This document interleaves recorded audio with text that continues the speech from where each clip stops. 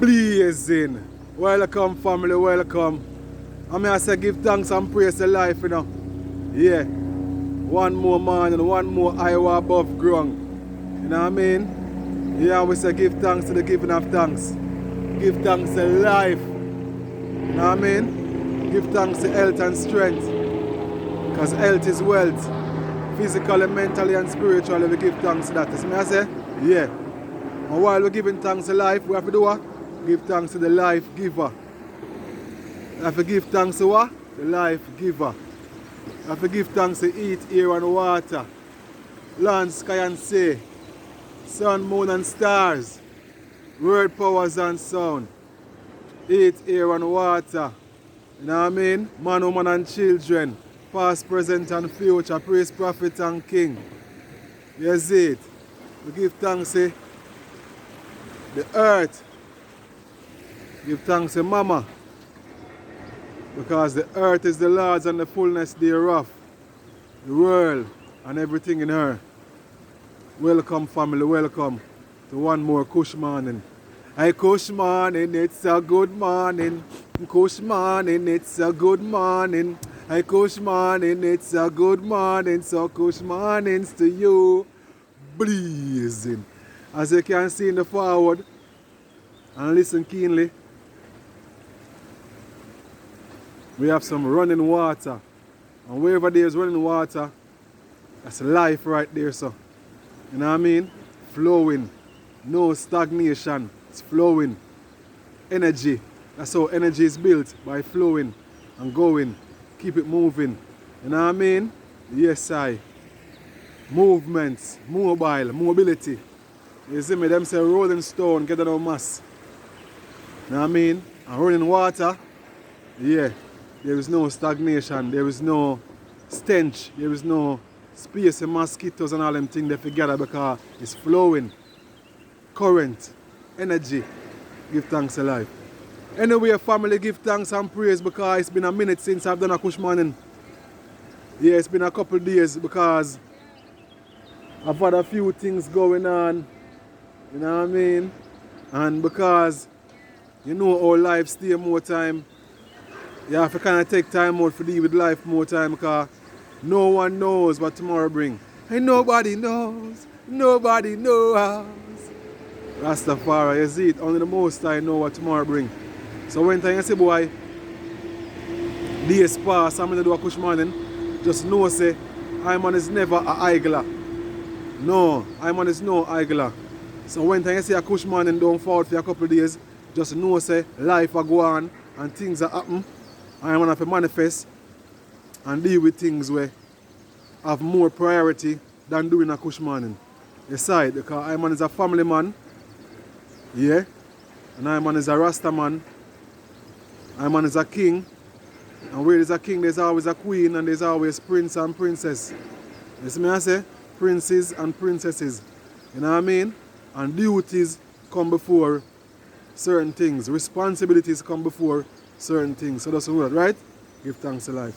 So anyway, we're not going to stay any longer. Without any further ado, let's jump into this morning reasoning.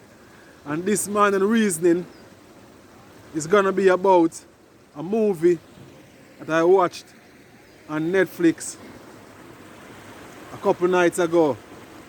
And I had to watch it again first night again because the movie was so great. The movie was so interesting. It is such a great watch. And I man encourage and I man recommend this movie for you to go and watch yourself because it's such a great movie. And it's not really a movie because it's based on true events. Yeah, it's based on true events. And this movie is called The Silverton Seige.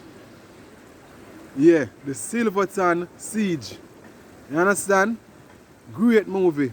Starred by some great actors and actresses. Yeah. 3 actors and 1 actress. And they did a great job. They did a great job, believe me. You know what I mean? I don't really come and praise movie all the time, but this movie is a great watch.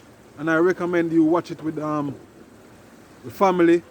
Obviously there's a bit of effing and Reveiw, but just cover the children's ears when time is the effing part. You know what I mean? But it's worthwhile to watch with the family because it's a part of our history that we can't really neglect and turn a blind eye to. You see me? Yeah.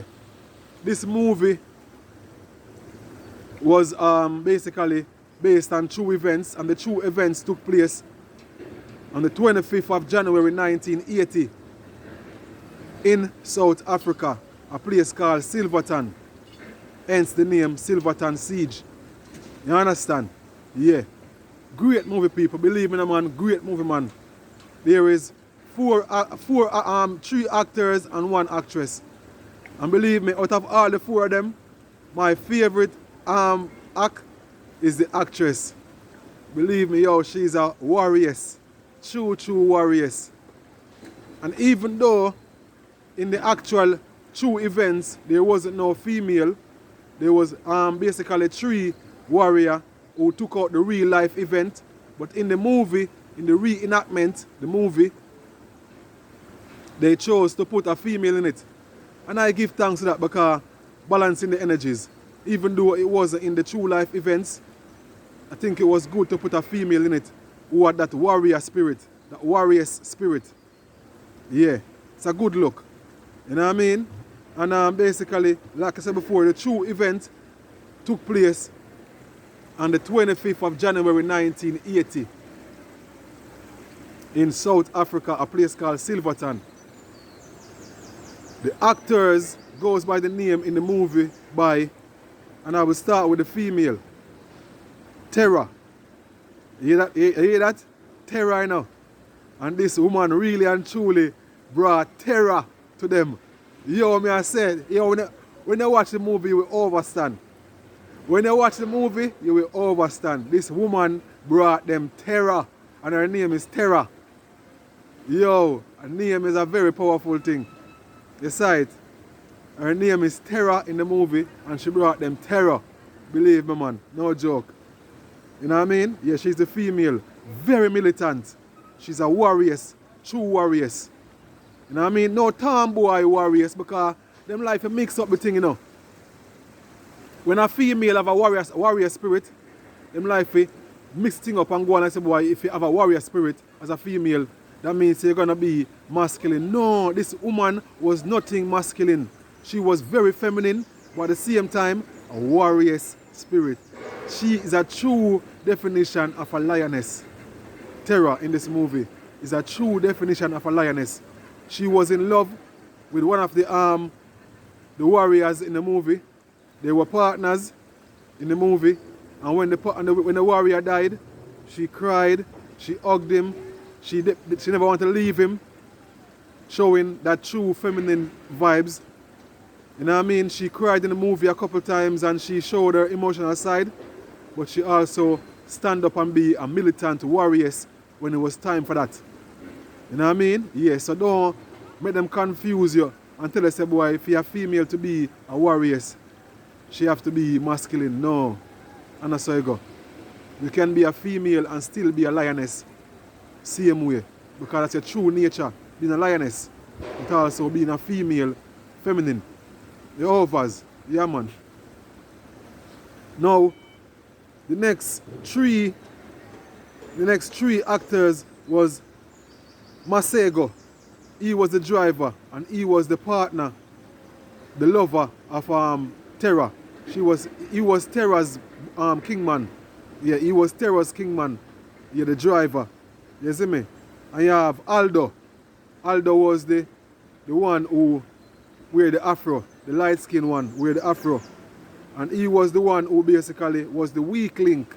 Because not everything, you know, you have to understand, not everything in life, you have to always have a weak link, you know. You know, everything in life, you have to always have a weak link. And Aldo was the weak link, Aldo. He was the one who had the pregnant woman at home and expecting his first child. And that was his weakness. Because a warrior who is dealing with revolution and dealing with the mission, you have to know, say, when you come to the mission, you have to forget about women and forget about children and forget about all your responsibilities and know, say, death can be involved prison can be involved and you have to kill if you have to kill. You can't be too caught up emotionally with your children at home and your wife at home. Your wife and children should understand say you're a warrior and a revolutionary and any card can play. You yeah. But he was so caught up with his pregnant wife and the system, basically meaning the police and the authorities, knew about his pregnant wife and hold it as a card against him and use it for him to basically give his friends up. But it never worked. Even though he gave up his friends and gave up the locations, gave all the details of all basically the previous events that took place. The police knew about everything. The police knew all the warriors and warriors' name. They knew where they were from and they knew where they were gonna be and they knew their previous activities. You know what I mean? And he was the one who gave up the details, Aldo. Yeah? And then you have a next one now, which is basically the leader of the group. His name is Calvin Kamalo. Yeah, and Calvin is the leader. But Calvin also had a weakness. But his weakness couldn't be helped because his weakness, he was born with it. Asthma. He was asthmatic. And he was basically carrying a pump. You know them pump they will carry as asthmatic people where every few hours or whatever you have to squeeze and get some oxygen and all them things there. Yeah. He was an asthmatic person who carried a pump. But that didn't make him weak because he was a true warrior. He's the true definition of a warrior, a lion. You know what I mean? Terra was the true definition of a lioness and Calvin was the true definition of a bumbuckler lion. You see me I say? Yeah. And you have Aldo, the weak link, the one who was so in love and expecting his first child and basically gave up his friends in basically they probably told him that if you gave your friends up, we will let you go and let you can go and see your first child and see your wife and all these things, and he fell for it and gave his friends up, details and everything, activities and everything. But basically, yeah. So those 4, 3 male and the 1 female was going to their next activity where they was going to meet someone at this place to basically perform their next adventure. If you want to call it adventure. You know what I mean? Yeah. Their next mission that they was going to carry out, they was already undercovers there waiting for them. It was infiltrated because Aldo already gave up the information about it. You know what I mean? They was there waiting for them. So while they was there in the van, ready to waiting for their driver to come to carry out the mission, something felt wrong to Calvin, the leader. So he was like, nah man. He came out of the van, took a walk around to kind of like scope the place and say, boy, see what I go on. As a true lion, you know what I mean? And when him scoped the place and see what I go on, he was like, nah, something not right. He was following his gut instinct. His spirit was like, nah, something not right, you know. Something not right. And then eventually, him pick up the rake and say, boy, there's a madman who is pretending to be a madman, a police dressed in madman clothes. There was a black woman in a van, basically pretending to be a baker, but she wasn't really a baker. It was undercovers basically who was staged at the place waiting for them to make their first move so they can basically jump out at them and, you know what I mean, capture them or kill them or whatever it is. And Aldo was, yeah, Calvin was like, nah man, something not feel right. Something is not right. You know what I mean? Something is not right. What's going on? You know? So Aldo was like, something not feel right, you know. A black woman smoking a cigarette in the open. Remember, 1980 in South Africa. It was the time of the apartheid. Don't forget. That's why I mentioned first and foremost, as I said before, this took place, the real event took place in January, 25th of January 1980 in South Africa. And at that time was apartheid. Something like the Jim Crow in America. Basically, blacks and whites were segregated, separated. You know what I mean? Yeah. So when time the man say black woman a smoke a cigarette in the open public, you must say, nah sir, that don't seem right. Black woman smoking a cigarette in the open public. No, something not right, I say no. So he immediately jumped back into his into the van and like, you know, so me gonna make a move because something not feel right. And then jump back in his vehicle. Jump back into the van and say, let's go. And as soon as him said that, him see the undercover pretending to be a madman. Go up on him radio and they're like, you know what I mean? Go up on him radio and like, is it me? And it's like, no. And then basically hurry in the van and the rascal police them see boy, they saw them and they jump in their car and say, let's go. And the blood clad baker woman now pretending to be a baker woman, a black woman, you know. And the madman pretending to be a madman was a black man as well. Then jump out.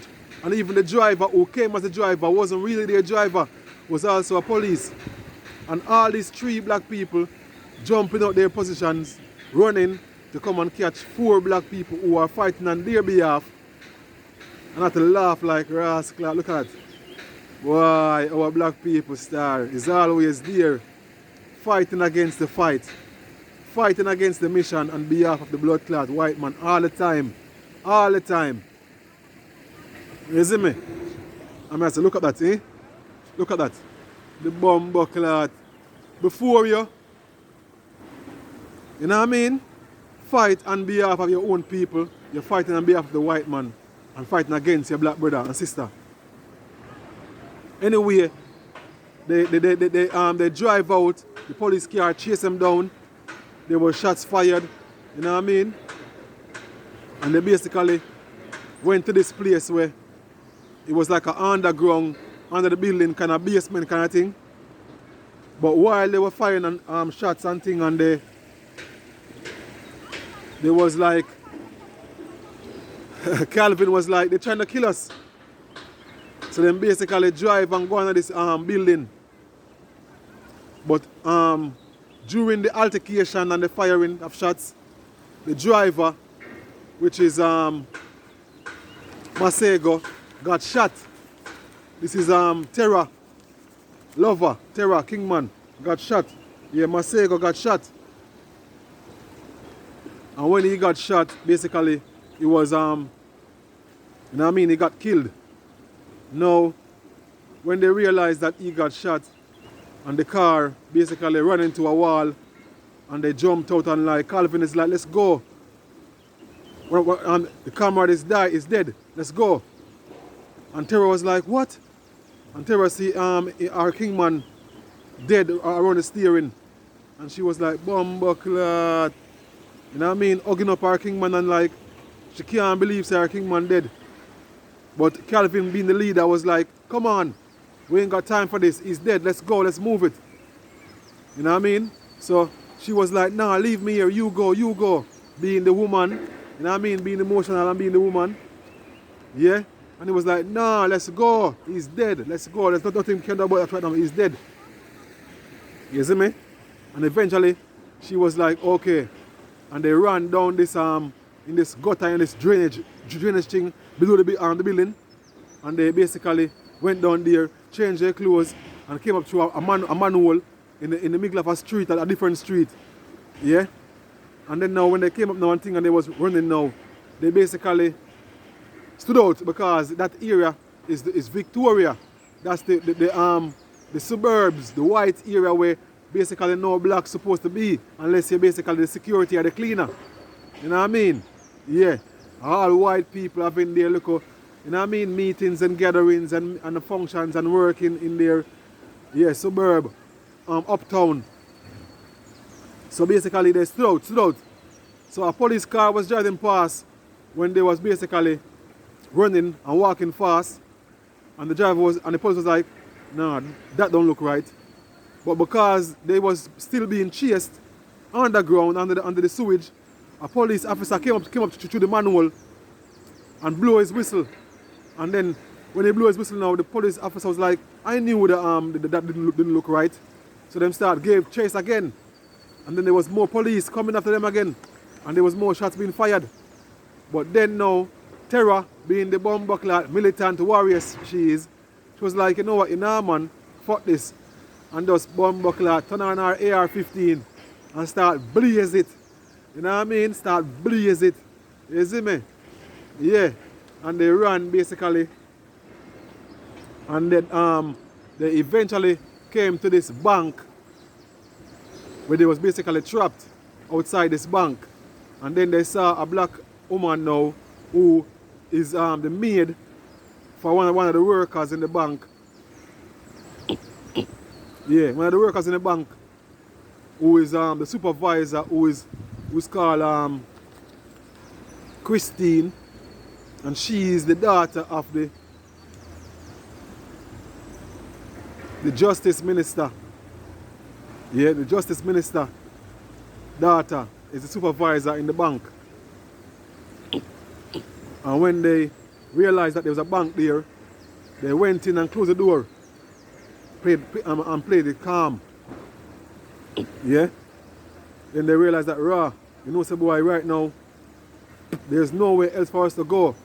We're stuck here, so you are. Bank feet. You're going to the bank. When they went to the bank now, they said, boy, you are. Let's play it calm. Relax, guys, relax. Calvin, the leader, was like, relax. Let's play it easy. And them said, boy, Aldo, you go over there. Terra, you go over there. And him take the center of the bank. You know what I mean? And in the bank was like different kind of individuals, but there was like a couple individuals who stood out. There was this boxing promoter from America, a black man with an afro. Apparently they was there to do a fight in South Africa with boxers, and he was a promoter. And there was this light-skinned black woman who was pretending to be white. You know what I mean? And then you have the manager of the bank who is a white man who's a racist. And you have the supervisor now who's Christine, who was raised by a black maid, black woman, raised her and taught her the qualities of being equal and being fair and being loving everyone regardless of color. You know what I mean? And she was the daughter of the Minister of Justice Minister. You see me I say? Yeah. So in the bank, basically, the guy from America, the boxing promoter remember you know, it's apartheid, it's segregation, separation. And they're in the bank and there's different lines. There's black line and there's white line. The boxer is in the white line. And he was told, yo, you're in the wrong line by the light-skinned black woman pretending to be a white man. Because she's mixed race, but because she was raised by white people and spoke proper English and spoke Africano, she was playing the white role. You see me? Telling the black man behind her, say, boy, you're in the wrong line. The black man is like, no, I'm not in the wrong line. I'm an American. I'm not an African. Both two lost souls. They don't know who they are. Thinking because he's from America, he's not black. And apartheid doesn't apply to him. And she thinking that because she's light-skinned and she's wearing a wig, the blackness doesn't apply to her either. And she's basically patakos kekel. I tell her, say, boy, basically, tell him, say, boy, basically in the wrong line. Now the manager came over who's the racist and like, yeah, what you doing? You're in the wrong line. Boy, you're in the wrong line. So Mr. Washington, being the American black man promoter, boxer promoter, is like, who you talking to? Who you calling boy? Ray. Trying to stand his ground. Like, I'm in the right line. I'm an American.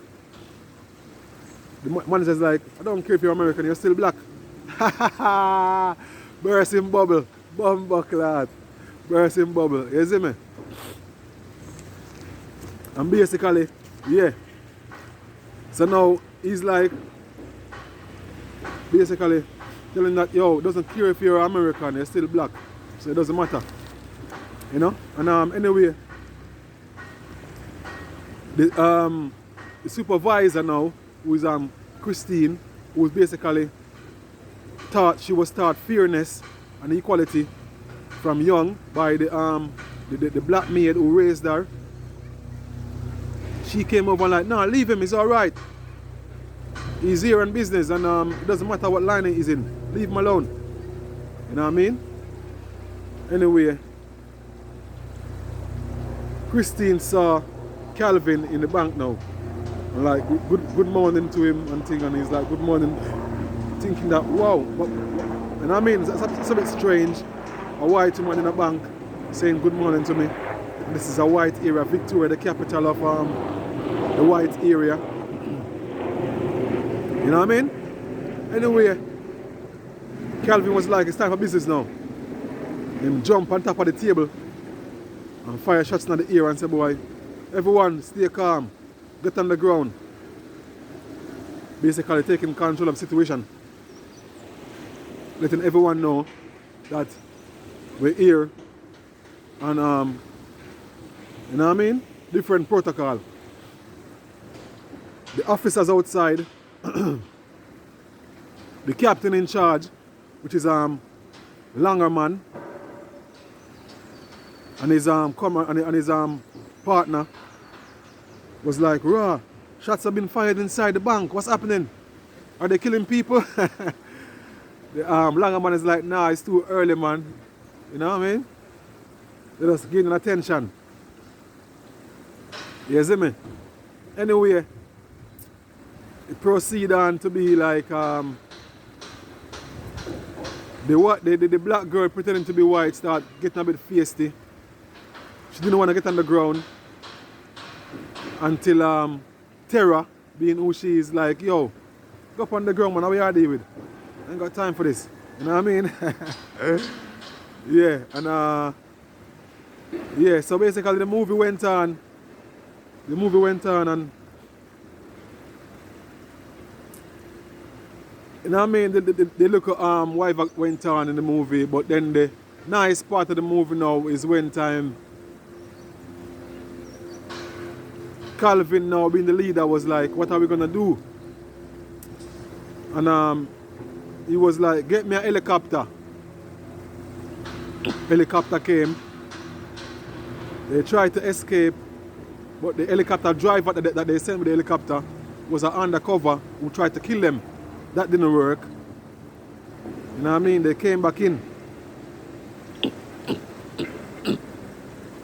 But Calvin was a bit puzzled because he was wondering when the officer outside, Langerman, was like, Calvin, Terra, Aldo, come out the bank and where. He was puzzled like, how come the officer knew our name and knew where we were gonna be earlier? Someone gave us up, someone gave us our information up. Who is it? And he was thinking that it was the driver. But then because the driver is now dead, he's thinking that it must be Terra. But then Alda was like, nah, not Terra. Terra has got the heart of gold, not Terra. And he was like, nah, man, something is wrong, man. Something is wrong, man. What's up, man? How come these people know about our information like that? It shouldn't be that way. You know what I mean? But the driver of the helicopter who almost tried to kill them and got knocked out and dragged back in the bank, he was the one who knew who the informant was. And they was trying to get information out of him and he didn't give it up. But then now, he went to use the bathroom and Aldo followed him. And then now he decided to play his card. He was like, Aldo, when time all this is over, I want to be the first hostage out. And he was like, why should I do that for you? And he was like, if you don't do that for me, I'm going to let them know that you're the one who gave them up. And you're the one who gave all the information away. And we know where your wife is, where your pregnant wife is. And Aldo was like, rascal, I can't afford for my friends to know that I was the one who gave them up. And you know where my wife is, you're threatening my wife? Aldo was like, no, I can't have this. So Aldo took it upon himself and killed the helicopter driver. But he couldn't just kill him that way because they're going to ask him, Calvin going to ask him, why did you kill him when I told you there should be no killing? So what him do? He basically wounded himself and pretended that it was an attack and it was self-defense. And when Calvin came in, Calvin said, yeah, well, let's get rid of the body and put it somewhere else because if they found that there's a dead body in here, they're gonna storm the area, basically. And they're gonna rush in here and try, you know what I mean, all guns blazing, basically. You see me? Yeah, all guns blazing. So they didn't want that. So what they did was they get rid of the body and put it somewhere and hide it somewhere. But then when they started negotiating with the police officer for food and water and all these things, the officer was like, here we go on. If you want me to help you, you have to help me. Let some hostage go. So Calvin let a few hostage go, but then time was moving and he was like, you know what, yeah? The boxer was like, he mentioned Nelson Mandela's name. Then Calvin was like, that's what it is. Because they was basically lost. Remember, you know, they didn't plan to go in the bank, you know. They just end up there because their back was against the wall and there was nowhere else to go. So he was like, let's turn this into a freedom fighting for Nelson Mandela. So he was like, you know what? He called the officer outside and said, here we go on. If you want us to let these hostages go, then let Nelson Mandela go. And he was like, what? Let Nelson Mandela go. We want a letter to say, boy, pardon, and we want to let him go. Or else, then Calvin start burn money outside, burn more money outside, and then now the officer come now with a letter, say, boy, okay, we got the letter for you. Here's the letter. But I need to come inside and see that all the hostages are okay for us to basically carry on with the rest of the, you know what I mean? Yeah. So the officer came inside, looked around, so everyone was okay. But then now he realized that he couldn't see the helicopter driver. You know what I mean? And he was like, Ross, so where's the pilot for the helicopter?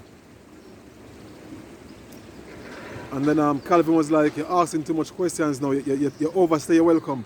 Come out.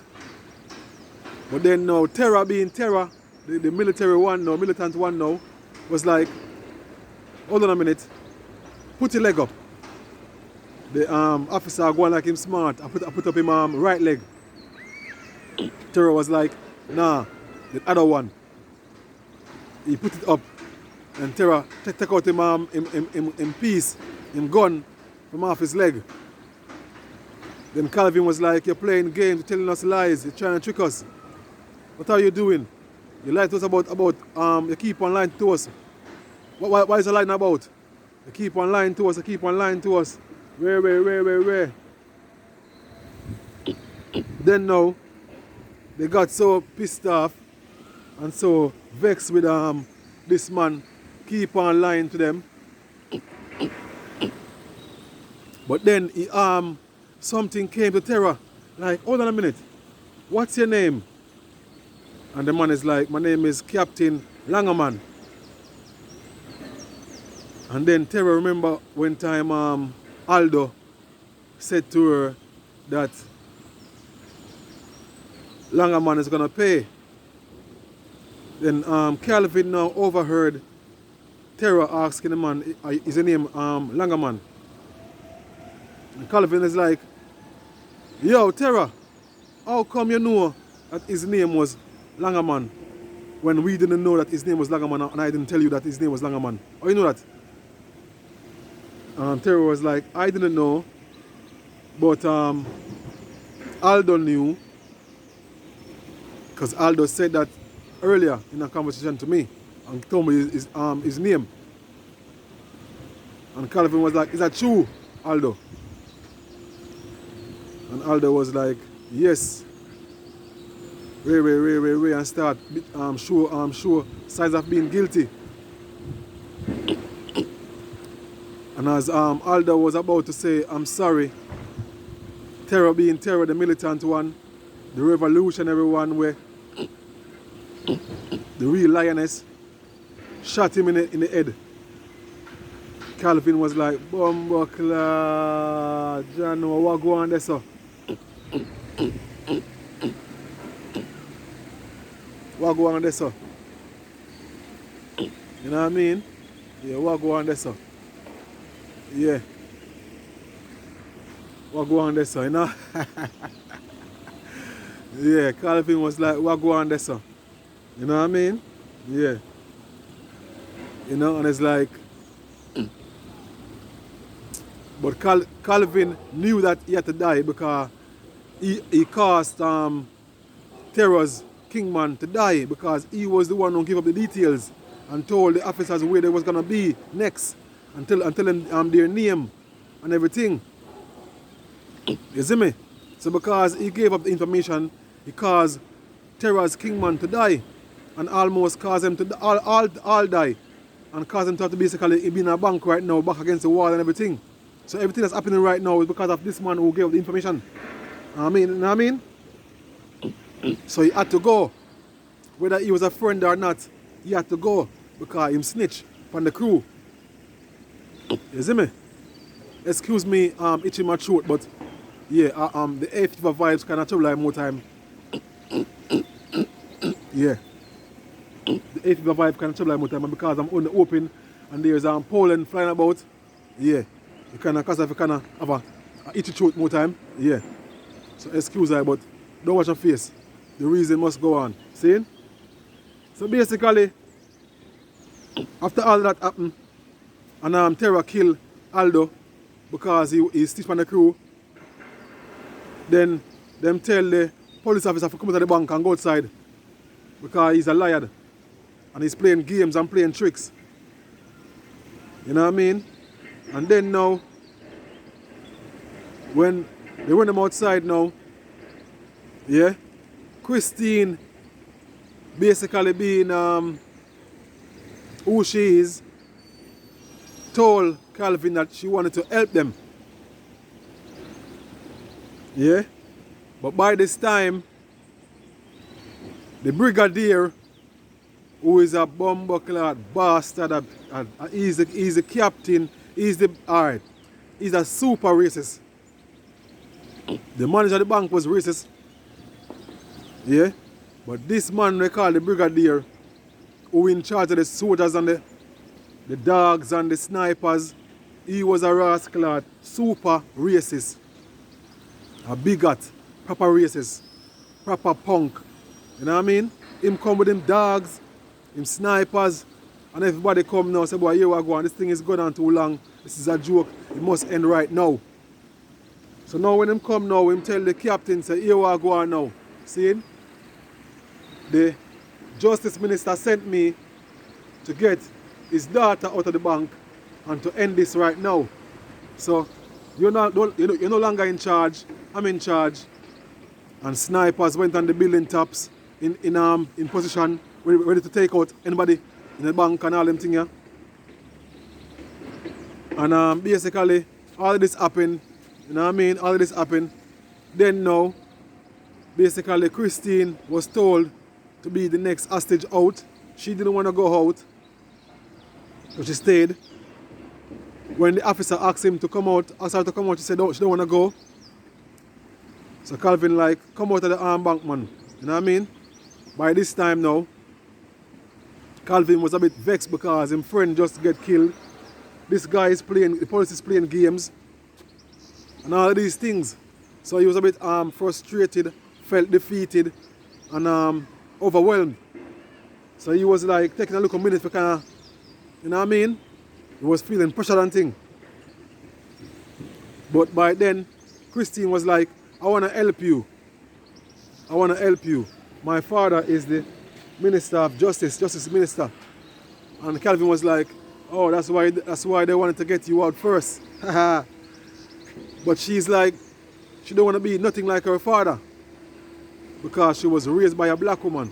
And she understands that all people are people. You're all human beings. You know what I mean? But anyway, she decided to help Calvin and Tara. She went outside with Calvin and basically telling the reporters and the news people that here and the police that here, give these people what they want. These people are not bank robbers. These people just want justice. Give them what they want. You know what I mean? And it was like free Mandela. She was like free Mandela, free Mandela. But by this time, the snipers was getting restless. And one of the snipers fired a shot and trying to shoot Calvin behind Christine, but end up shooting Christine, the Justice Minister's daughter. And basically the media was in a frenzy. Police officers were like, "Raw, what's happening?" The mail was outside, and everyone was like, "Whoa, wagwan." And they dragged her back inside. She was bleeding. She got shot in her neck, and basically she died. You know what I mean? She died. Now, with all of this happening now, the phone rang, and the captain was like, "Calvin, the brigadier is gonna send in the force now. Everyone is gonna come in now. So here they're gonna be all guns blazing now. So basically, it's gonna be a thing right now where, yeah, we can't help you no more. It's out of our hands. The brigadier is taking over now and he's coming in all guns blazing. So it's up to you. But yeah, the hostages might get hurt. What are you gonna do about it?" So Calvin, now being the leader he is now, calm and collected now, was like, turn around, put the phone down, told everyone in the bank that was the office of the Prime Minister, and he said that Nelson Mandela will be free. And basically he lied, but he had to do what he had to do. You know what I mean? And he said basically you all can go and thing. And then he looked at Tara, but it looked like it's over for us. This is it now. They're coming in. Kind of thing. Everyone went out. You know what I mean? The boxer promoter was like showing up the fist like Black Power. And the manager, who is the racist cunt, was like, "Boy, your equality and justice for you people costs too much." Calvin was like, "More than you would ever know." You know what I mean? And the black girl who was pretending to be white, by this time, she took her wig off and everything, and basically was like, she's tired of pretending to be who she's not. And told them thank you and went out and thing and Reveiw. You know what I mean? Yeah. So now it was time for action. It was the last fight. You know what I mean? The proof of what they made of. You know what I mean? To see what's gonna happen now. So basically all lights was turned off and Calvin and Tara was like, the lion and the lioness was like, this is it. We're not gonna go out like no wimps, going out with our hands up. No, we're not going to ask for no help or no pardon. No, we're going to go out all guns blazing. Yeah. So then turn off the lights, make themselves prepare. So when the officers outside now, the snipers and everybody was like ready to go and burst the doors down. Yeah. There was like, as them bust the door, an explosion go off because Calvin and Tara already prepared. So as soon as them bust the door, bomb is gonna go off, and whoever that the door I get killed. The bomb go off. Those who was there got blasted away. The rest of them try to rush in. As them come in at the smoke and fog, Calvin and Tara pick them off one by one like blood clot ripe cherry. Pick them off one by one. The brigadier was like, come out with the hands up, come out with the hands up, You know what I mean? Every single police who come inside got killed. They wasn't playing. It wasn't playing. You see me? And then more officers came in and they got killed. And then Terra was like, we kill dogs. This is too easy. This is easy for us. We kill dogs. You know what I mean? And then Calvin was like, yes, we show them. We show them. Basically feeling great about they're going out with a fight. The true spirit of a revolutionary. You know what I mean? Feeling like, yes, they're going out with a fight. They're not going out like wimps. Because Calvin's parents died on their knees begging for basically the officers not to kill them, and they still got killed. So he grew up with a vibe like, I will never beg for my life. I want to go out fighting, all guns blazing. And he did so. You know what I mean? So yeah. You know what I mean? Yeah. All guns blazing. And in the end now, when time the movie was gonna finish, Calvin, they had like 2 or 3 magazines left, and they gave Terra one and say, let's show them. This is for us. And they spoke in their language, Zulu language, and say, hold firm. Yes, hold firm. Or hold strong. You know what I mean? Steadfast, yeah. Hold firm. I think it was hold firm, yeah. Or hold strong. Something like that. In the language. And they both agreed. Like, this is it now. We're gonna go out now. We're gonna step outside because they wasn't sending in no more police inside because they was dying off. So they was waiting outside for them. So this time, we're gonna go out there, all guns blazing again. But this time we're gonna die, but we don't care. Let's do this. Give her the last magazine, take a magazine, fling it in the clip, ready up, and they walked out, and the movie ended with gunshot fire blazing. You know what I mean? Yes. And he died the way how he wanted to die. Not like his parents who died on their knees. He died on his feet. All guns blazing. Real revolutionaries. Real lion and lioness. You know what I mean? But the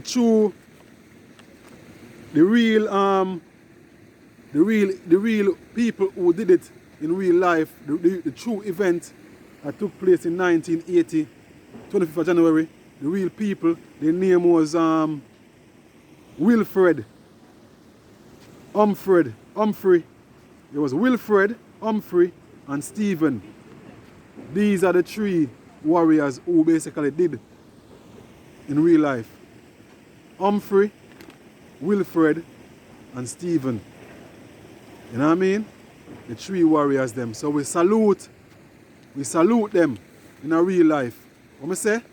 We salute them in a real life. Salute Humphrey. Salute Wilfred. Salute Stephen in a real life because they did something what every African should do when they're in that position. Never surrender or succumb to no bomber or clot racism. Never succumb and bow down to no power over yourself other than the Almighty. Especially in your own African country. You know what I mean? They show true leadership, bravery. You know what I mean? That's the way you're supposed to go out in your own country. Don't bow down and cower while some blood clot European rule over you with apartheid or Jim Crow or whatever the fuck them want to call it. Don't ever cower and give in to them kind of powers there. No, go out fighting, all guns blazing. So I salute Humphrey, Wilfred and Stephen. Salute. Yeah man, salute man. You see me I say? Yeah.